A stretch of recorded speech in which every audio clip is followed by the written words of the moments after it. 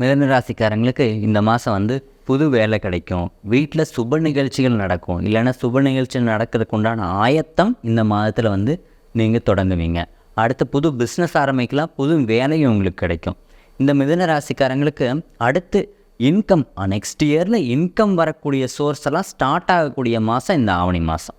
இவங்க கவனமாக எதில் இருக்கணும்னா, தொழிலில் வந்து போட்டி அதிகமாகும். இவங்களுக்கு வந்து எதிரிகள் வலுப்பெறும் மாதமாக இது இருக்குது. இந்த மாதத்தில் இவங்க வந்து யார் கூடையெல்லாம் பேச்சில் மிக கவனம் தேவை. ஏன்னா உங்கள்கிட்ட இருக்கிறது கேட்டு வேற ஒரு இடத்துல போய் சொல்லி உங்களுக்கே பிரச்சனையை ஏற்படுத்திடுவாங்க. அதனால் எதிரிகள் வலுப்பெறும் மாதம், போட்டிகள் அதிகமாக இருக்கும். அதனால் மன கஷ்டம் நிறைய ஏற்படக்கூடிய மாதமாக இருக்குது.